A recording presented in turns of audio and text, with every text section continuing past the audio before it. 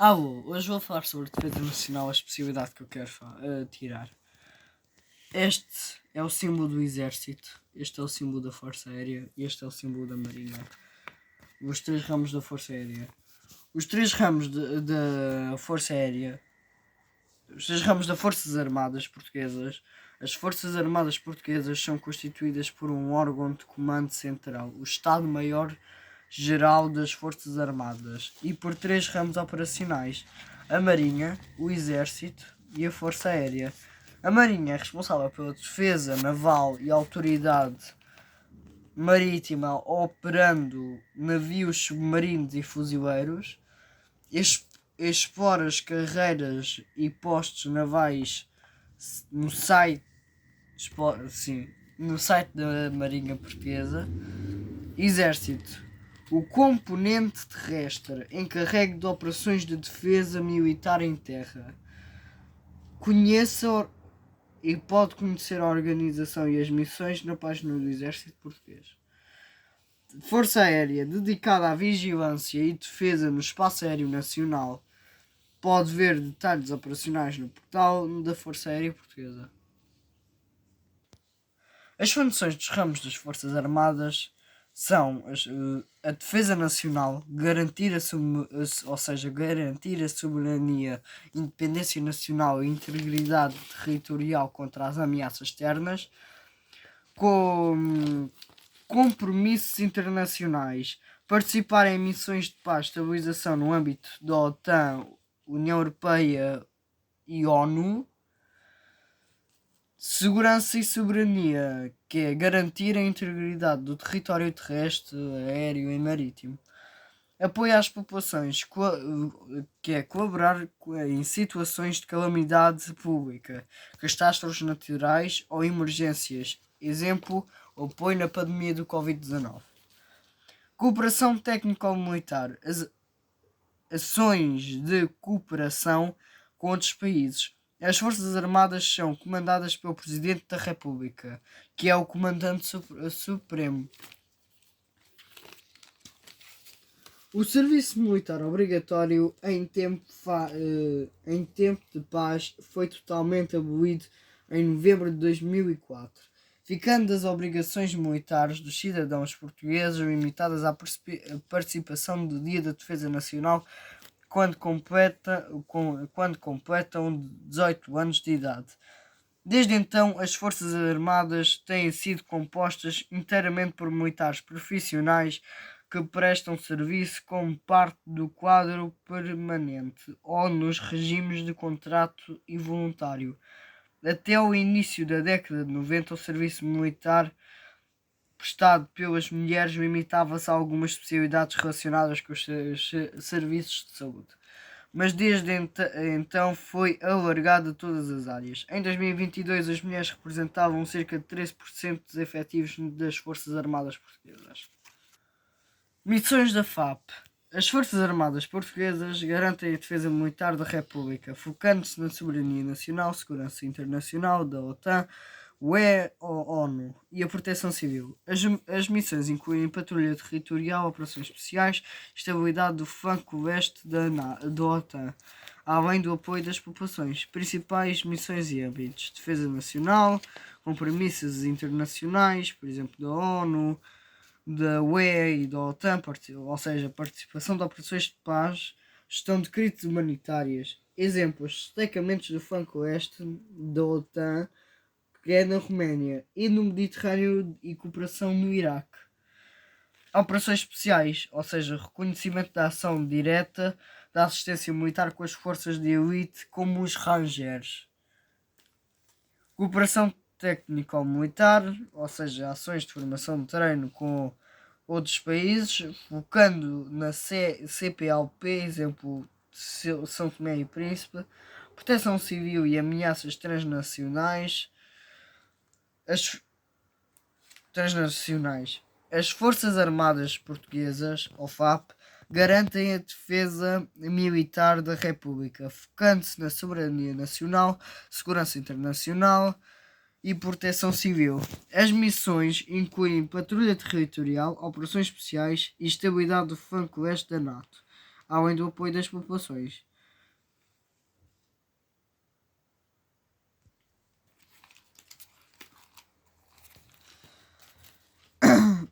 Agora vamos contar a história de um herói da pátria da Primeira Guerra Mundial, que chamava-se Aníbal Augusto Milhais. Aníbal Augusto Milhais nasceu em 1895 e morreu em 1970. Ficou conhecido mundialmente como Soldado de Milhões. Foi um agricultor transmontano que se tornou militar português mais condecorado da Primeira Guerra Mundial, graças ao ato extraordinário de bravura na Batalha de Lalis. O nascimento. Nasceu a 9 de julho de 1895, em Valongo de Milhais, concelho de Mursa, distrito Vila Real. Vida civil. Era um homem simples e agricultor, dedicado ao trabalho no campo e à família antes de ser mobilizado. Na guerra, fez um feito histórico em 1918. Em 9 de abril de 1918, durante a Batalha de Lalis, em Flandres, na Bélgica, Aníbal Milhais ficou sozinho na trincheira com a sua metralhadora Lewis, cobrindo a retirada dos soldados portugueses e escoceses. O ato de bravura sozinho disparou contra colunas alemãs que avançavam, fazendo-as recuar ao acreditar que enfrentavam um regimento inteiro e não apenas um homem. Passou vários dias depois do acontecimento e da bravura, perdeu-se. E então passou vários dias perdido nas trincheiras, sobrevivendo com pouca comida e disparando contra o inimigo, salvando inclusive um oficial escocês. A origem da coluna foi devido à sua ação. O seu comandante afirmou: "Tu és milhais, mas vales milhões." Recebeu a ordem militar da Torre e Espada do Valor, Lealdade e Mérito, a mais alta distinção nacional de Portugal. E a homenagem foi que chamaram a terra da origem dele, que era apenas Valongo, para Valongo Milhais.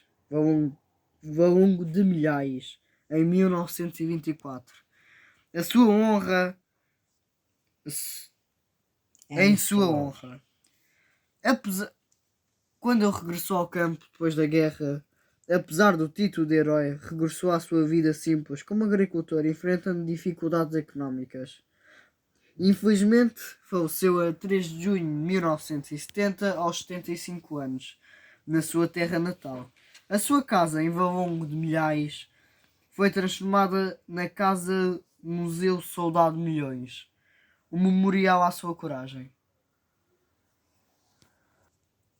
O papel de Portugal na OTAN é essencial. Portugal é um dos 12 membros fundadores da OTAN, em 1949, que foi quando fundaram e essas coisas, desempenhando um papel estratégico fundamental como a ponte atlântica entre a Europa e os Estados Unidos. A sua posição geográfica na Península Ibérica e o controle das águas atlânticas adjacentes destacam a importância militar de Portugal para a Aliança. Principais aspectos de Portugal na OTAN. Fundador e aliado do Atlântico, Portugal é um membro fundador da Aliança Atlântica, a organização do Tratado Atlântico Norte. Assinado no Tratado de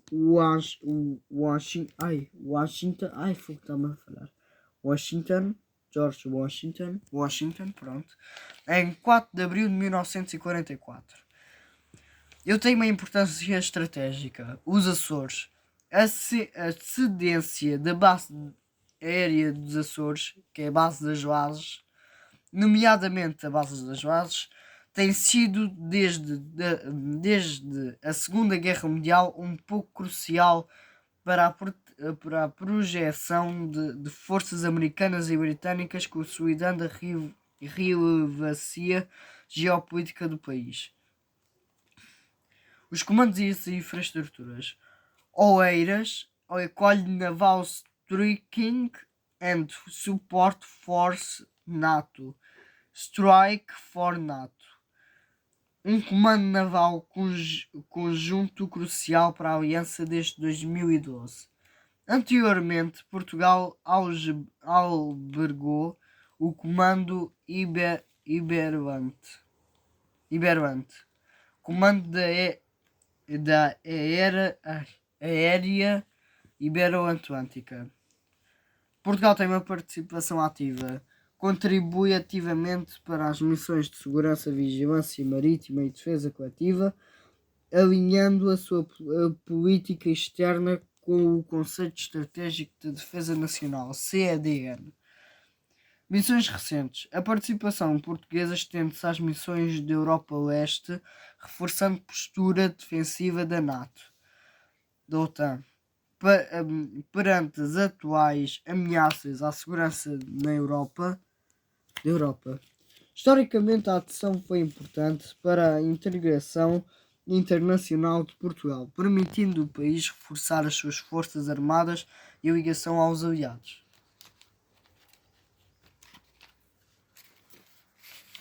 Entretanto, fiz um questionário a um chefe de um agrupamento, agora não me estou a lembrar em que cidade fica, e assim foi. Como o militar, ele chama-se João Rodrigues, tem 27 anos, entrou para a vida militar em 2022 na Força Aérea. A recruta dele foi boa e ele aprendeu muita coisa. Ele fez muitas coisas na recruta, aprendeu a camaradagem, a trabalhar em equipa e etc. Ele não era um sonho dele, mas foi um caminho que ele decidiu seguir, já que o pai dele era militar e então ele tinha muita influência militar. A patente dele é alferes. Ele adora o que faz. Um exemplo de especialidades que existem nas Forças Armadas são músicos, comunicadores, veterinários e etc.